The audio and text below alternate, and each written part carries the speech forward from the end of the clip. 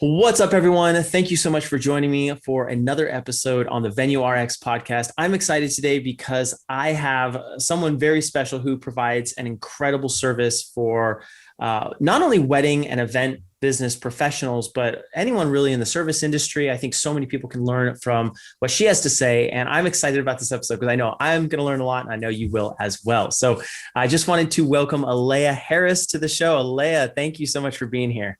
Thank you so much for having me. I've been really looking forward to this. So let's do this thing.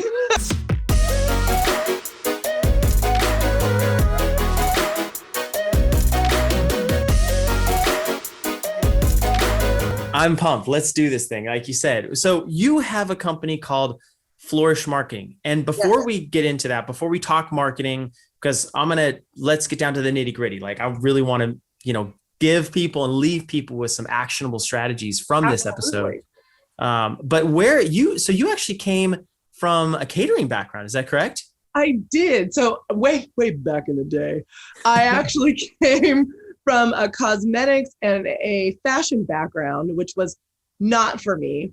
And then I was laid off. So I guess the universe figured it wasn't for me either and it was like, oh, next thing. And I couldn't get a job doing anything. Admin, their Uber wasn't like really a thing. So I was just like stuck at home scrapbooking, which by the way, if you don't have a job, scrapbooking is the worst hobby ever to pick up because it's super expensive. Like all the little things and all the little scrapbooking. Go to Michael's and price check. Let me tell you. All right.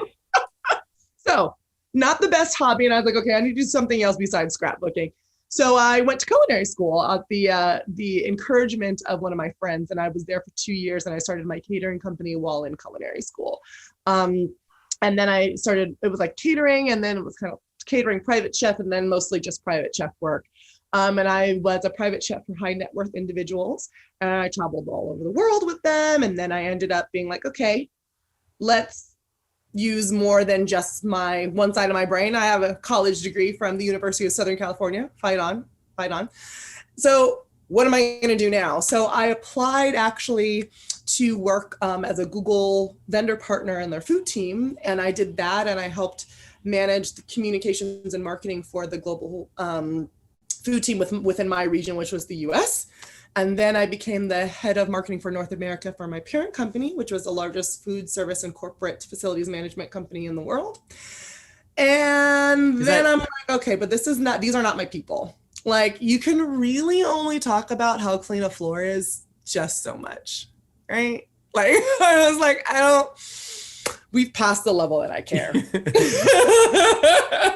So I started Flourish Marketing while still as the head of marketing for North America for a large company because I wanted to get back into stuff that I really loved. I loved when I was with the Google food team. I loved helping people learn about how they eat and why they eat and food sustainability and what's delicious and new flavors. And then when I was a private chef, I loved transmitting joy and love through food to people. And I wasn't doing any of that. So now I get to help people who really want to make money doing what they love actually do that. And these are the people like all y'all listeners out there. These are the people who are like celebrating weddings and anniversaries and babies and all of those beautiful moments of life. And if you can make money doing that, then I think that you're winning. So that's why I started Flourish. Alea, I love your energy. And I also love that you kind of naturally rolled from one thing to the next because you were pursuing what you really were passionate about, what you enjoyed. And you kind of had that essence of what you enjoyed in each of those things. One thing that I really love as well as I'm hearing your story and I'm looking at your website. For anyone listening, watching on YouTube, whatever, highly recommend going and checking out Alea's website. They are beautiful. They're full of these fun quizzes I was just talking about with her.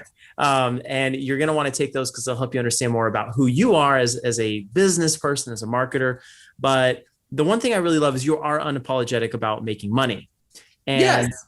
You got to money are like really good friends. That's important, right? That's super important. Do you find a hesitation sometimes with the professionals that you talk to that just kind of are a little like cringy when they're talking about money? I have office hours for one of my memberships, and they were like, I was just talking to someone who's like, well, but I don't want to like sell. And I'm like, why not? I don't want to be, it's when people say, oh, I don't want to sell, I want to talk about money, or, ooh, we were even talking about, should I even be an affiliate? Because that means I got to promote something. What you're really saying is, well, there could be a couple things. One, I don't actually believe in my product or service, so why would I tell you about it? Most likely that's not it. I have run across that before. I have worked with clients and I'm like, I actually don't think you like doing what you do. So let's like talk to me about that. And I was actually working with a wedding planner who then was like, you're right, I hate weddings. I'm like, so let's, and they actually switched to being a corporate event planner, and they're loving life. So it could be you just straight up don't like what you do, and that's a moment of honesty. More than likely, it's that you have a sense of imposter syndrome where you're like, do people really care about what I'm doing enough to listen to me? So if I put myself out there to talk about how I can help people, are they going to care? And I want everyone, you, Jonathan, everybody else, to hear what I was just talking about when you put yourself out there to say how you can help. You're not selling like, hey, only $5.99 for this package. Get it now, get it now, get it now. That's not what we're talking about. We're talking about saying, hey, you over there who needs a place to have your wedding, I got one of those for you. Like, it's perfect. Let me tell you, I see that you have this problem, this problem, this problem. Well, funny thing, we solve for this problem, this problem, this problem. Let me tell you how I can help you. That's what marketing is, and that's when you make the most money, is when you're able to fit a round peg in a round hole. You're not talking about, I don't really know my ideal customer, so I'm just going to throw a whole bunch of stuff out that I think they want and see what happens. That's called hope marketing. Now, it takes a lot of hope to be an entrepreneur, like a lot. However, hope is not a strategy, and it will not make you money. You need to be able to know exactly the problems of your ideal customer so that you also feel more confident in saying, you know what? I got into this business because I want to help people, and I know exactly what you need. Let me help you. That is really what marketing is. It's about building lucrative relationships based on you being a helpful expert and aligning the story of why you help with the story of why they need a problem solved. And when you sync the two of them together, you're not selling. You're not even like, it's not like a used cars and thing. All you're doing is saying, wow, tell me more about that pain. Wow, that really does. I don't want you to feel like that anymore. You don't have to feel overwhelmed or stressed anymore. Who wants to do that? Like, I got you. I got you. Don't even worry about it. That's marketing. I love that. Have you heard of a guy named Keenan or gap selling by any chance? No, I haven't. Enlighten me. Oh my goodness. Well, I'm not going to enlighten you right now. Because I really want to keep the focus here, but gap selling by Keenan, we will definitely have to talk about that later because that is exactly what you're describing. Oh, okay. Problem-centric I know all about it. Like, I've read the book. Is it a book? Yeah, it is a book. But it's problem-centric selling. And I love that. You're more of a consultant. You're more of like coming alongside of them instead of kind of rushing headlong at them. And I think we have so many of these examples of like gym salesmen and, maybe affiliate marketing people. I mean, it's like, oh my God, sales and rejection are kind of smushed together in this uncomfortable sandwich that no one wants to eat. And so I love that you made that clarification. I think there are two camps, and correct me if I'm wrong, but there may be two camps here. A camp of people that says, I don't know what my ideal client is. In fact, I don't even know who my ideal client is. Like I just know that I love weddings and I think I'm kind of organized and I want to be in this industry. And then there's another camp of people that's like 90% of the industry. Okay. Well, hey, if that's you, you're going to have to leave us a comment because I mean, that's Alea. It sounds like that's quite a few of the people that you talk to.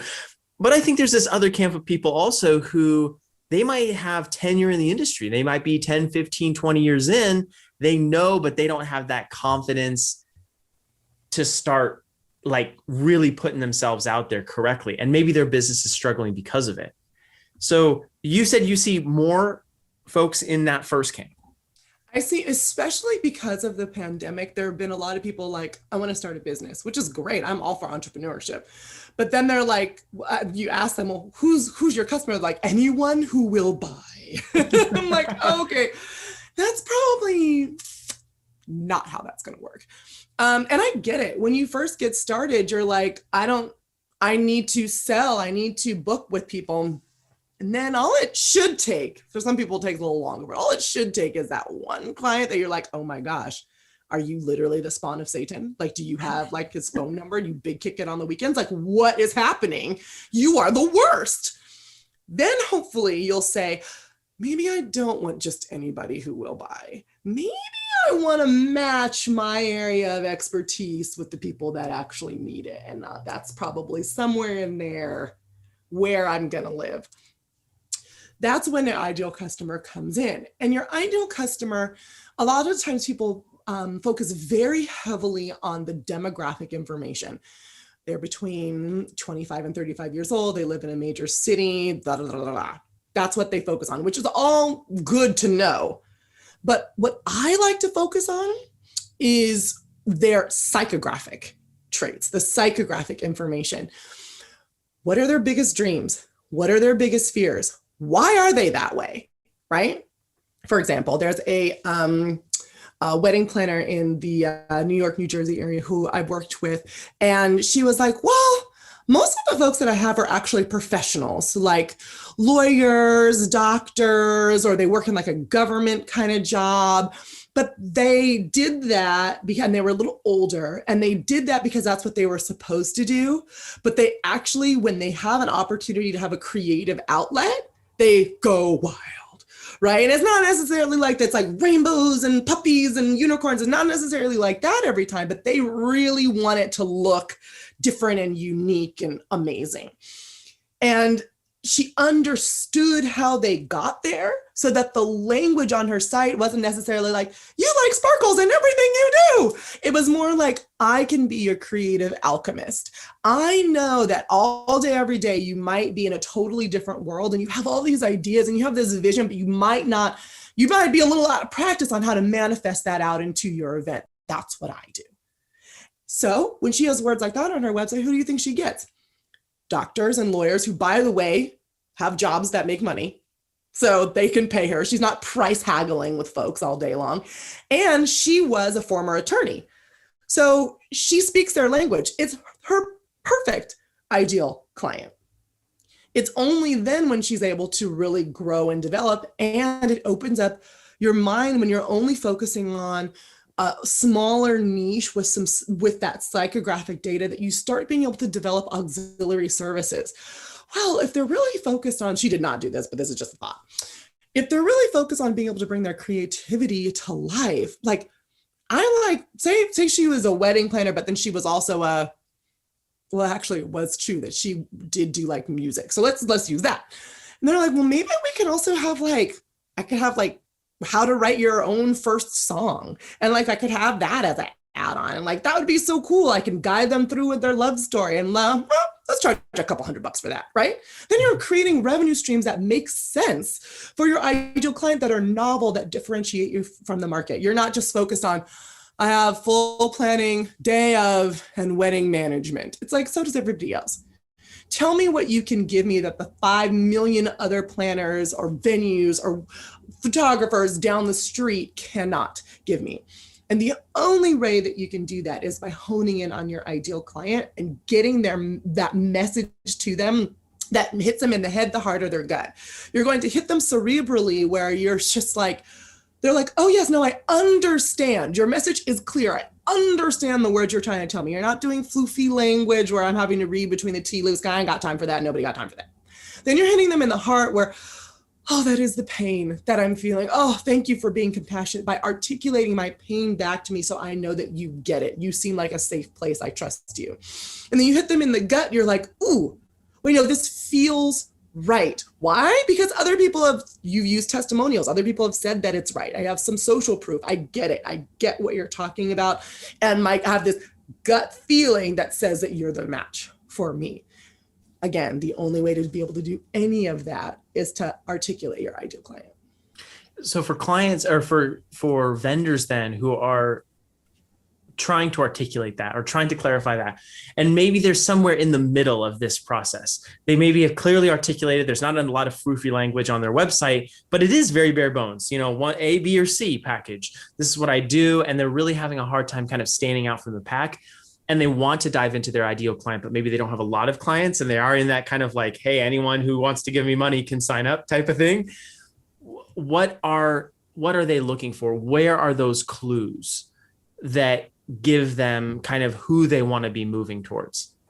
The first thing that you have to understand with an ideal client is that you don't have to actually know anything innately. I don't know why that's a thing. People are thinking, I'm going to build my ideal client. Oh, and then they like immediately go, oh, but I don't know who they are. And I don't know what they want. And I was like, yeah, I know. That's the whole point. Go ask them.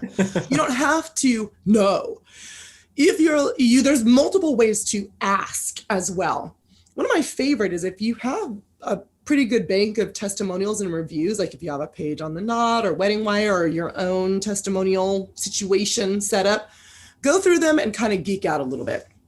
So I'm married to a sociologist who does, on a regular basis, data collection and data coding. So I use this technique with my clients to pull out themes and then the unexpected themes that you might not know, but that have been said to you by your clients. So think about 3 to 5 things that you are expecting to be known for, right? What I would do is I would take all your testimonials from all the different places and put them into a Google Doc. And then you have your three columns. When you have words or phrases or sentences that match those, copy and paste them down into the columns. And then you're like, then you look at each column and you're like, well, but what is that? Wow. Calm. I've never been called calm so many times in my life. Wow, I guess that word should probably be somewhere on my homepage, right? That's what my ideal customer is looking for. They're frazzled. They're looking for someone that has a sense of calm about them. The magic really happens when you copy and pasted the things and the words into those 3 columns, 3 to 5 columns. And then you look at the words that are left over and you're like, well, what is all of this stuff? And then you start to determine other things that your ideal client is looking for. And then you start grouping those as well. It's like part of data coding, kind of a messy way to do it. But yeah, we're not going totally geeking out here. We're just trying to get to the essence of it. Totally. Those words that you find and that you use are 1, should be part of your messaging copy, and 2, might give you some additional insights into a way that you should structure things a little bit differently, right? So for example, let's say that you came across it like, oh, she really took the time. She was very generous with the hours that she gave. She or he was conscientious about every step-by-step process. And you're just like, wait a minute. How much time am I spending with each client exactly? And I would go back, and if that were your situation, I would go back and look and you're like, I actually think that I need to have my full service package be a little bit more, because I do spend a lot of time with these clients. And if I think about the hourly rate that I'm thinking I'm making versus the hourly rate I'm actually making, it's not making any sense. So let me raise my package price for this and make sure that it says it includes 20 hours of time, or 40, 50, 70, however many hours you want of time that I'm going to give to you. So people know what they're paying for, and they're using the words like, I'm here for you. We're going to be thoughtful. I'm conscientious, blah, blah, blah, all of the words that they would use, but make sure you're getting paid for it. Going through and analyzing helps you not only build your ideal client and use the words that they use so that you understand what they're saying, but it also helps you adjust to match what their needs are. Now, am I saying that every single patch you're going to find words that means you can raise your prices? No, that's not what I'm saying. I wish that for you. I really want that for you. But no, that's probably not what's going to happen. You might even find things you're like, I don't know who doesn't have full service planning. So you're a planner. I don't have a full service planning, but I guess if they probably would like a full service planning, maybe I'll add that as a package. If you don't have a lot of reviews so far and you're like, okay, so I can't do a lot of data coding and collecting with the 2 reviews that I have, go out into Facebook groups where your ideal client is hanging out. Now, this is with a little asterisk. This only works if your client is not a super luxury client. Super luxury clients They might be in the Facebook groups, but that's not how they shop. Hmm.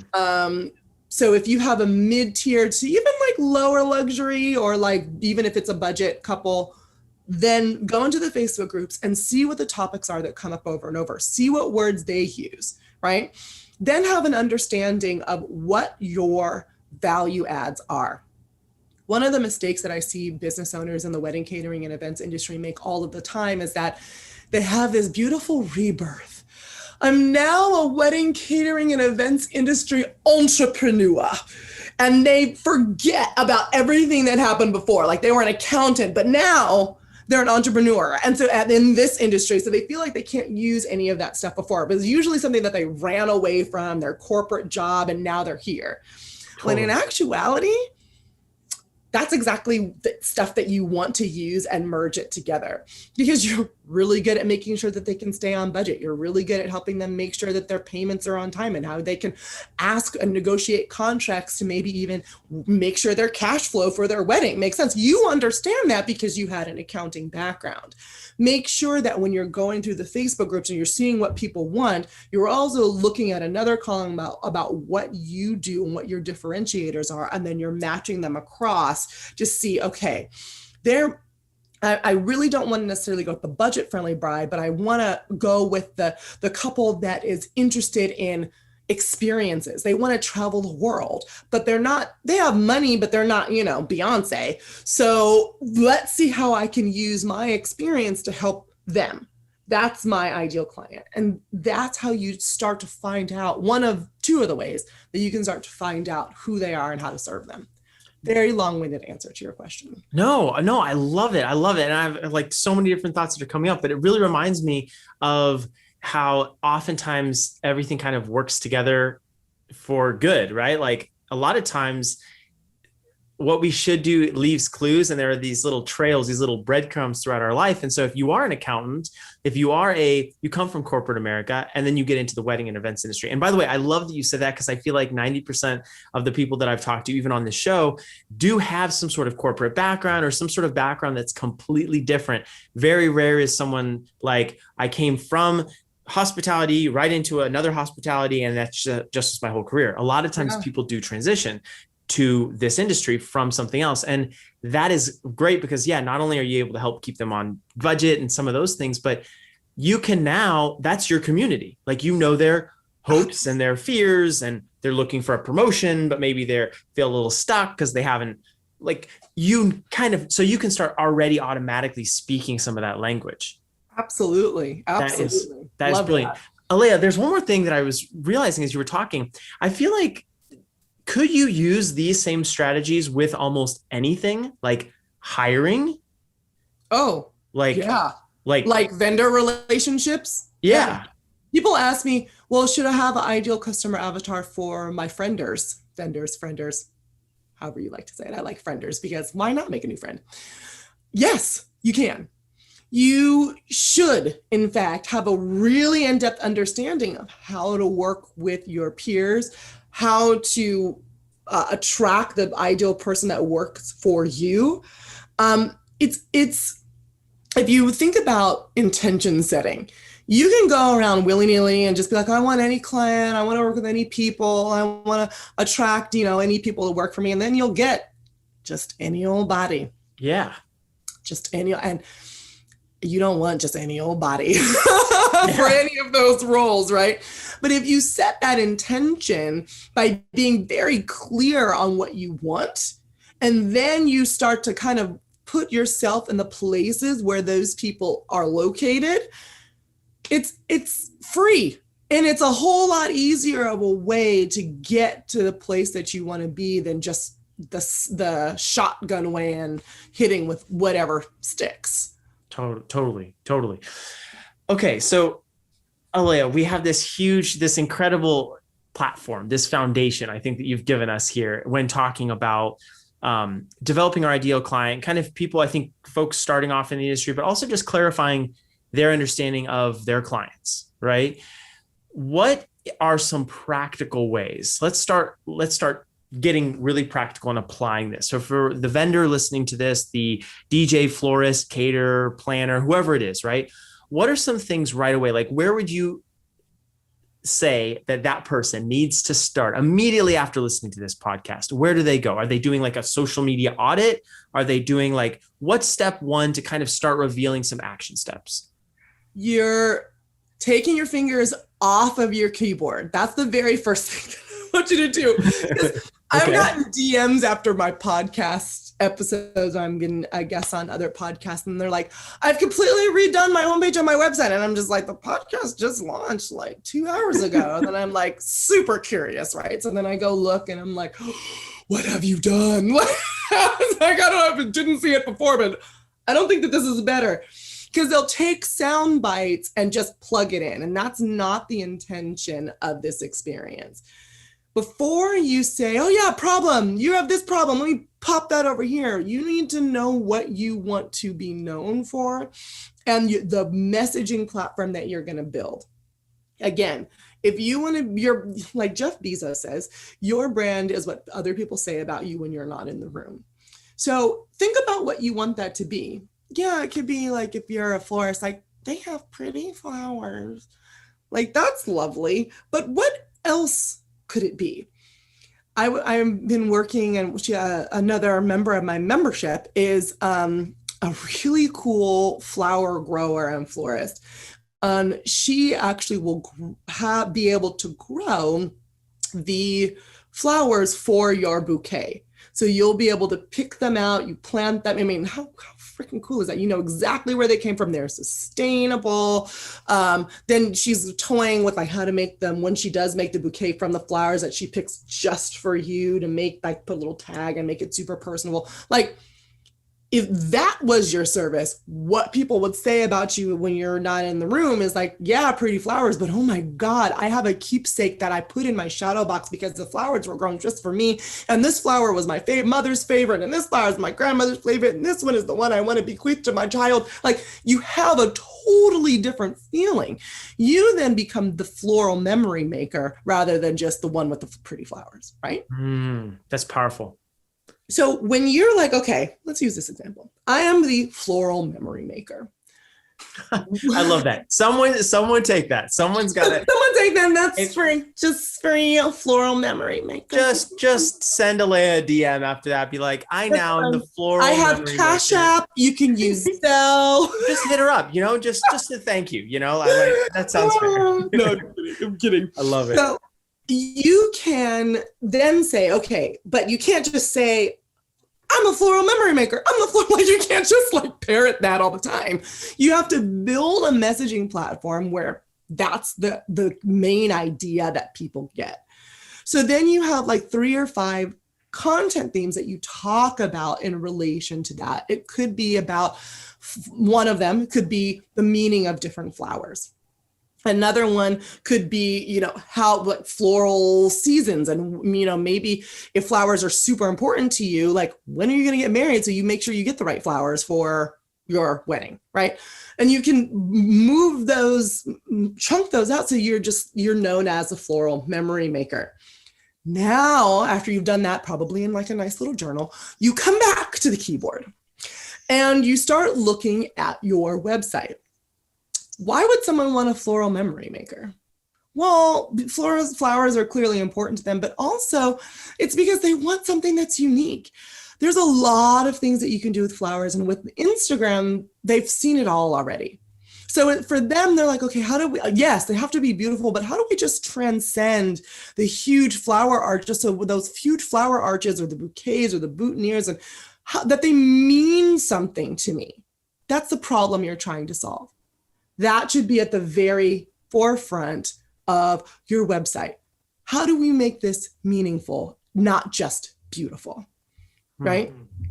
Then you go down your website and you think about, okay, what does this feel like to them? How can I guide them through this process? What is the process to booking this? And how do you get started? And you get as clear as possible. Again, remember, clarity of intention. And then that's when you started to hit them in the head, the heart, and the gut.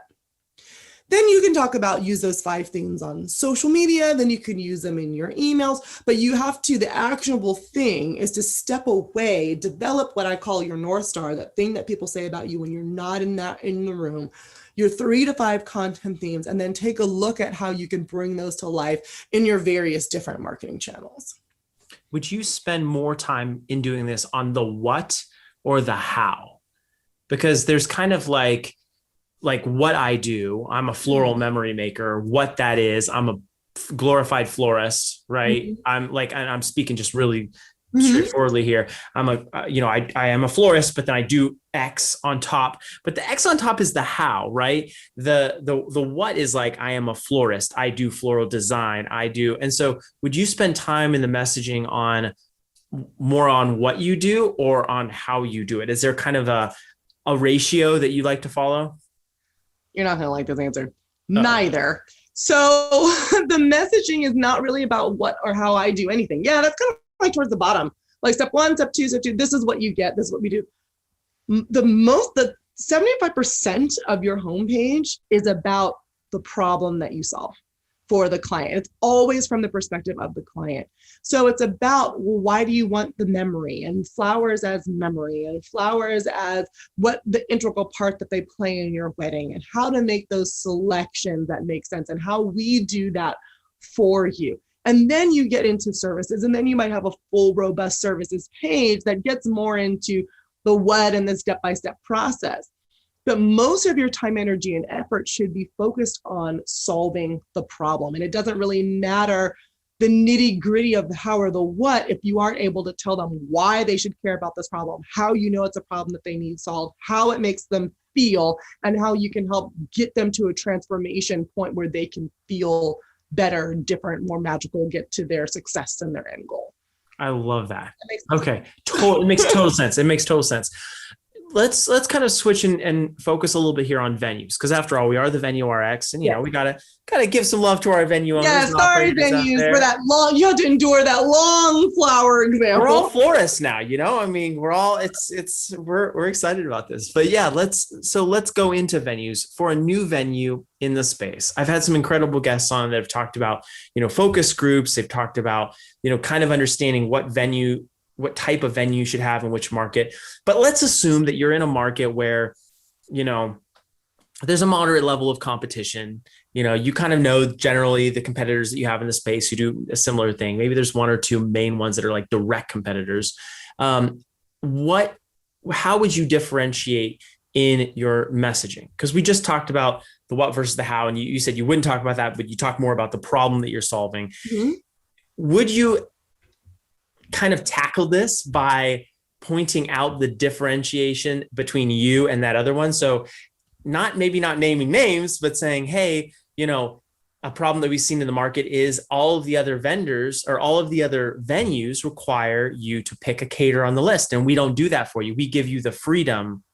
Would you spend time on that? Give us a little bit of insight as far as a venue, how you'd position yourself. Yes, as a venue. Yeah. So one of the things that I don't like to do in messaging is direct comparison, especially because a lot of the times you will eventually do something similar to that. So okay. You're like, especially if you're just getting started, you have a lot of people, new venues have a lot of ideas. This should be this, or this should be that. And then as they grow, they're like, oh, that's why they did it that way. So now we probably are going to actually use a little bit of that model. So save yourself some guilt and some headache for not going after that attack mode. And truthfully, you are up against your competition, but I always like to say that your biggest competition is the image of your venue that they have in their minds. That's really what you're competing against. And if you can get them to have a paradigm shift between, say you're a city venue, but you have actually like a beautiful garden space and no one knows about, but you're really located in the city. And actually, I'm talking, one of my clients, this is like my client to the T, I have them in my head, they're in Chicago. And you're like, actually, I need them to know that we're smack dab in the middle of the city, so they don't have to like travel and do all this crazy like Airbnb situation, but then it doesn't have to feel like the typical loft feeling or the kind of concrete, more urban rustic. Like they can have the garden paradise they're looking for out in the burbs in the country right here next to all of the stuff that they want. That's actually what I want them to know. And that's my differentiator. So that's what I'm going to lean into. That is you competing against what they think a big city venue is, right? And what you are not. So I wouldn't necessarily, I would compete against what their perception is and the typical objections that people have when they begin to work with you or book with you. So let's say that, you offer, there are many places that do this, but completely custom catering, right? There's no catering menu. You can design your thing. And I'm actually saying this because my beautiful wedding venue, when we got married, did this. I had a 6-course tasting menu. It was great. There was dry ice involved. It was fabulous. Nice. But you say that's what you do. And people don't, if you said to someone, a lay person who doesn't have a culinary degree, like, you can have a 6-course tasting menu, they'd be like, what is that? Don't you taste all the menus? Yeah. Like, what? But you could lean on this is your fully custom experience. And you're like, everyone says that it's custom, but what they really mean is you can choose between 3 options. When we say custom, we really mean custom. And then you might get into some examples on your website, right? Those are the differentiation points and how I would bring them up rather than just like, no, we're not going to do this for you.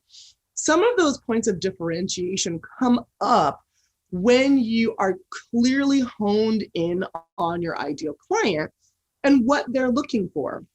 Because you're not like, for example, we go back to the venue in Chicago that has this beautiful garden situation in this concrete jungle, right? That the person that wants the loft wedding, that open space where it's kind of like grungy and that's not their client. So by the sheer fact of talking about gardens and fairy tales in a concrete jungle, they're already differentiating themselves. Differentiation is not necessarily combative, if that makes sense. Yeah, it's something else. It's something different. Yeah, totally. Something different. It's like a separate lane. It's not competing in the same lane. I'm with you. Totally. So we've been talking a lot about your ideal client. What happens when you want your ideal client to change? What happens when your ideal client that has been is not your ideal client of the future? You're trying to do a brand shift and you almost have to fight against the establishment, right? Because you're used to posting these types of photos and you're used to having this price point and you're used to doing things in a certain way. But now everyone wants to go after a luxury, market, of course. Maybe you're not shifting from a lower budget to a luxury market, but you want to raise your venue pricing by $1,000, right? And it's going to be a kind of a steep jump and you're maybe not going to be able to relate to the same people. Do you have some advice for venue owners specifically? And maybe it's cross applicable to other categories as well, but how do we go about doing that? The first question I want you to ask yourself is why?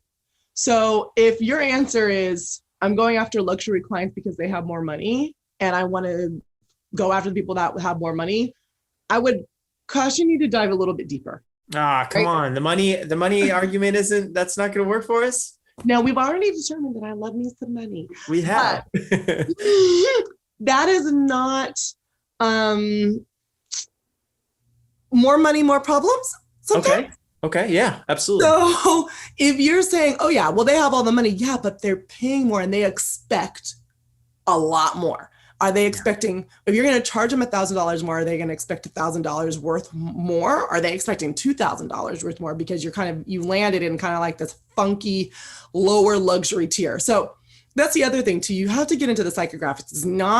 It's not linear. So, well, because you said Facebook. Yeah, and actually, I was going to ask that question because you were like, "Oh, the luxury market's not on Facebook. They're not looking in the groups." They're on Facebook, but that's not how they make pricing and vendor decisions. With luxury, it's who you know. Totally. So it's about personal recommendations from people who have either used your service before or can vouch for you in some type of way. So marketing to a ultra luxury client is different. Beyonce's not in your Facebook group. Facts. Right? Yeah. Like if you're going for people that are going to have these knockdown, drag out, week-long celebrations, they're not big kicking it in the something borrowed Facebook group where people are like, mason jars are burlap. Like, no, that's not what's going down. Right? But you have to think when you're in the hyper luxury and people are like, I'm going to spend $1 million or even $500,000 on this wedding. The conversation is more along the lines, I want this, this, this, this, this. I like this, this, this, this, this. Here's my stylist. Here's this. Get it done. How much is it? That's fine. Get it done. If you're like, going to jump way up. The problem is when you're in like the $100,000, $200,000 range, who think that they are the $1 million range. And they're like, well, I want this. Well, but how much is that going to cost? And I don't know. And there's a lot more back and forth. There can be, because what happens with that level is that you add on the customization, you add on the extra services, but then they have a lot of opinions about them.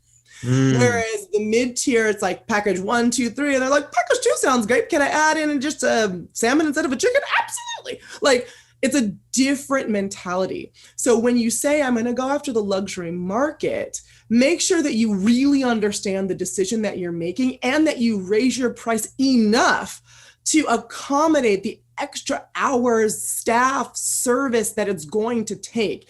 Then you take a step back. Luxury doesn't just mean, they're going to pay me more money for the exact same thing. No, you're going to need to think about your customer service processes. Think about your SOPs. Think about your team training. Think about the way that you intake clients and what your sales process looks like. When you jump a tier, all of that needs to be rehauled, and all of the rehauling will cost money, which needs to be embedded in your additional pricing. And you need to make sure that you're not landing in a price point that actually gives you more headache without a whole lot more of an ROI. Wow. Oh yeah, that was like gold. If people don't hear anything, because I think there are a lot of venues out there, especially now. We've had this crazy whole pandemic period that we're just starting to roll out of, some states more, some states less, but still there's this kind of like shift that's happening. And I think a lot of people have considered, okay, let's reevaluate our pricing. Okay, let's reevaluate the dates. How are we doing our operations? And I think that there definitely could be especially for the private venue owner or family that owns the property that has, events or scenarios like that. Maybe not as much the corporate side of things. But there are these scenarios where people are thinking, okay, how do I do something a little different, jump into a different market, change my pricing up. So that's huge. Really, really, really insightful. I have a question, and this is a personal question, but I think maybe everyone listening would appreciate it. What is your personal favorite part of the marketing process? Copy, like writing the incredible copy because you've got the words and you've got the vision for what the needs are. Like, it's the strategy. I love copywriting. Like, it's my jam. I can tell you're just like dripping with like amazing copy. I could just tell. I'm like, from looking at your website, right? Yeah, I mean, and that my website is my baby, but sometimes the cobbler's kids have no shoes. It's one of those situations. So don't look too deep at look at some of my client sites. They're beautiful. That's awesome. But when I can sit down with someone, and this has happened to me more than once, we get to, and let me preface this. I should probably say this first. I don't intentionally make my clients cry. So if you're like, hey, I'm going to work with Alea and she's going to like, I'm going to be boohooing in tears, that's not what normally happens. However, don't hear what Alea's not saying here. Right. Don't hear what I'm not saying. However, I ask really good questions in a strategy call, and lots of whys, or how was that, or tell me about your story and how did you get there, and I would say probably like it's a good 50-50 chance that someone's going to cry on a strategy call with me. And it's not because they're like, you hurt my feelings. No, it's because they're like, that's exactly it. I've been trying to figure out who I wanted, why I wanted to message this, what was inside of me that was driving me to do this thing, and we found it.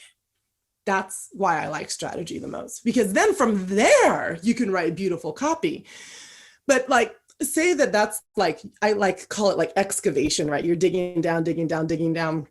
They usually want to stop, say that there's 10 levels. They're usually like my favorite is when they come to me like, I've already done this work. I'm like, great, let's talk about it. They're like on level 2. And I'm like, that's good.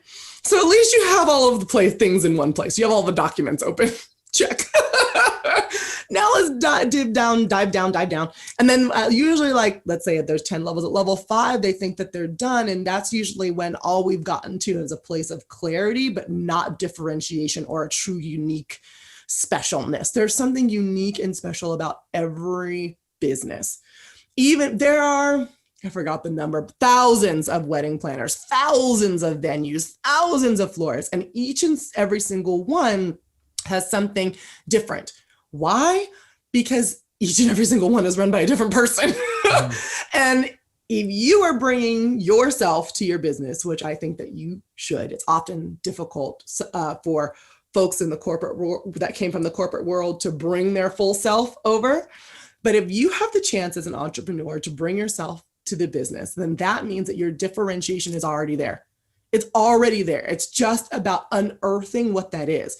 It could, yes, be part of your past experience and some of your past skill sets. And often that's where the very tangible differentiation lies.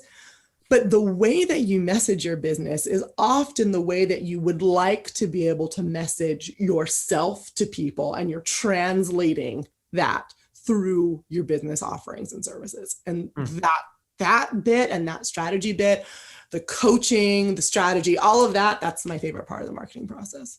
I love that. I love that. Well, thank you so much for coming on the show. This was a lot of fun. This was fun. You're a lot of fun. Thanks for having me. Yeah, of course. I want to, so where do people get a hold of you to, 50-50 cry or not cry, but ultimately understand themselves and their businesses more? Where are they getting a hold of you if they want to reach out? You can go. We've been talking about this website. So if nothing else, just go to the website to see what Jonathan was talking about. You have to. It's flourishmarketing.co, not .com, .co. And on there, you can also see that nifty quiz that Jonathan was talking about.